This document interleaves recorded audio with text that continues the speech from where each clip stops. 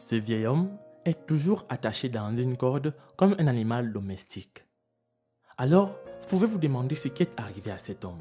Pourquoi quelqu'un tire-t-il toujours ce grand-père? Il faut un long voyage de 2 jours et quelques heures pour arriver dans ce village. Le village est montagneux et vallonné avec quelques rivières.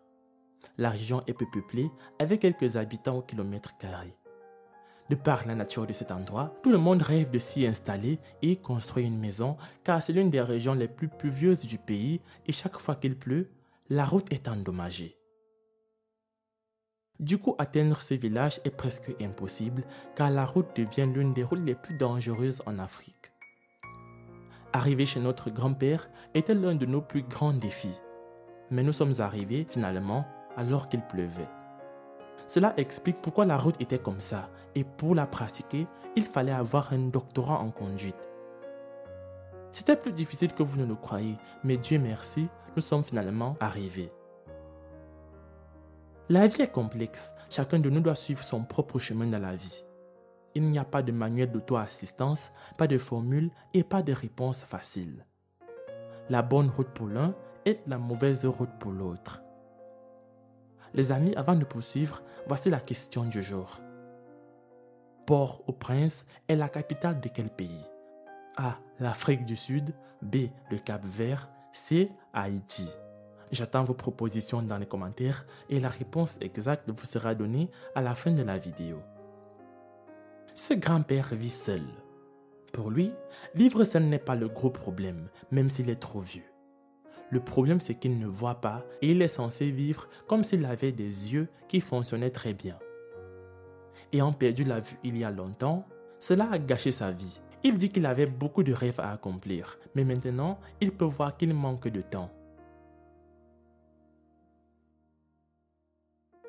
Miliko ne sait pas exactement quand il est né.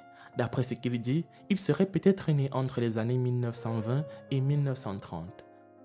Cela signifie qu'il se situe entre 90 et 100 ans. Ce grand-père est né normal et a vécu comme toute autre personne normale. En grandissant, il voulait être historien, mais son enfance ne lui permettait pas d'être ce qu'il voulait être.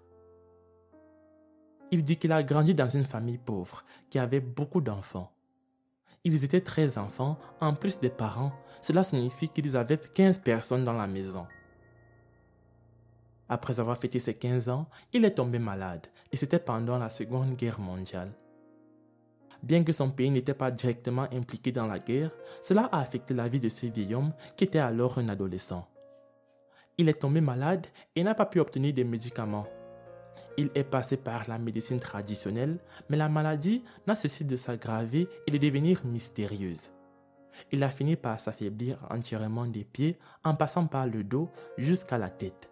Toutes les parties de son corps ont commencé à être douloureuses, puis ses yeux ont cessé de voir et depuis ce jour, il est devenu aveugle jusqu'à maintenant. Un jour, il s'est réveillé et a trouvé un bon samaritain qui l'attendait. Ce bon samaritain l'a amené à l'hôpital. L'homme a payé toutes ses factures d'hôpital et a demandé au médecin de faire un suivi maximum sur la santé du grand-père. Après quelques jours, les médecins ont dit à ce grand-père que sa jambe gauche ne fonctionnait plus et qu'elle pourrait causer plus de dommages corporels si elle n'était pas amputée. Alors le grand-père n'avait pas d'autre choix que de voir sa jambe lui être enlevée. On lui a dit qu'il souffrait de la lèpre. La lèpre est une maladie infectieuse chronique due à une bactérie, le Bacille Mycobacterium leprae. Cette infection touche principalement la peau, les nerfs, les membres et les yeux.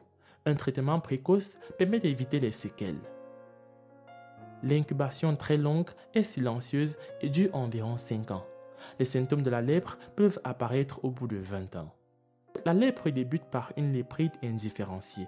Il s'agit de lésions cutanées non spécifiques, sèches, bien limitées et planes. Elles peuvent être précédées de sensations de picotement au niveau des lésions de la peau. Le patient présente alors une anesthésie cutanée. Il ne sent ni la douleur ni la chaleur. La lèpre peut être guérie dans les 6 à 12 mois suivant une polychimiothérapie. Il est dit qu'un traitement tardif implique automatiquement un handicap. C'est ce qui est arrivé à ce grand-père n'ayant pas visité les hôpitaux à temps. S'il veut aller quelque part, alors cela devient un gros problème car il vit seul.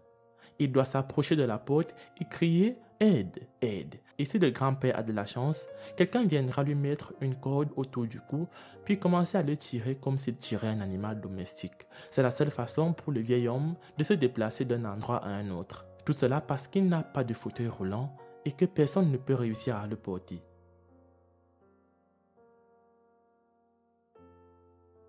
Il dit qu'il a eu la chance de faire la rencontre d'une jolie dame, belle de l'intérieur, pas d'apparence bien sûr. Comme il ne la voyait pas, il ne savait même pas à quoi elle ressemblait. Ils se sont mariés légalement, leur rêve était de vivre pour toujours jusqu'à ce que la mort les sépare. Ils ont eu la chance d'avoir 5 enfants et ont vécu paisiblement jusqu'au jour où il y a eu le génocide au Rwanda. Tout le monde avait peur et ils ont tous fui vers un endroit différent. Sa femme a pris son chemin, ses enfants sont partis de leur côté et le père a également suivi sa propre route. Après la fin de la guerre, seuls 2 de ses enfants sur 5 sont revenus et il a perdu 3 de ses enfants et leur mère. Il ne sait pas s'ils sont morts, toujours en vie ou bien s'ils suivent leur propre route quelque part dans un coin du monde. Il mène maintenant la pire vie que nul n'a jamais souhaité vivre. Sans enfant pour s'occuper de lui et sans argent pour prendre soin de lui et manger, sa vie ne cesse de s'assombrir à cause de son handicap physique. Sa maison est toujours en désordre car il n'y a personne pour nettoyer la saleté, faire le lit et tout arranger.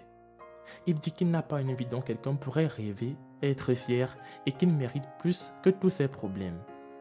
Ses 2 enfants qui sont venus vivre avec lui ne pouvaient plus continuer à vivre dans une telle pauvreté extrême. Alors ils ont décidé de partir ailleurs dans une zone urbaine à la recherche d'un emploi et depuis ils ne sont jamais revenus même pour dire bonjour à leur papa. Maintenant, tout ce que l'homme dit est incompréhensible et négatif. Tout cela à cause de ce qu'il a vécu et il demande à Dieu de venir le prendre et qu'il est prêt à mourir ayant assez enduré cette souffrance, dit-il. Miyoko dit qu'il possédait beaucoup de biens, y compris plusieurs terres, du bétail, des maisons, etc. Mais depuis qu'il est devenu aveugle et qu'il a perdu mystérieusement sa femme et ses enfants, les gens ont commencé à lui voler tout ce qu'il avait. Les gens ont profité de sa cécité et de sa faiblesse et ont pris tout ce qui lui appartenait. La vie n'est pas juste, mais peu importe ce que la vie nous réserve, aussi injuste puisse-t-elle paraître, refuser de jouer le rôle de la victime, refuser d'être gouverné par la peur, le pessimisme, la négativité et refuser d'arrêter. Soyez un guerrier et traversez tout ce que la vie vous réserve avec courage, amour et positivité et avancez continuellement parce que vous êtes un survivant de l'injustice de la vie. C'est la fin de cette vidéo. La réponse à la question du jour était Haïti. Laisse un like si tu as trouvé. Moi je vous laisse et surtout on se prend pour la prochaine fois.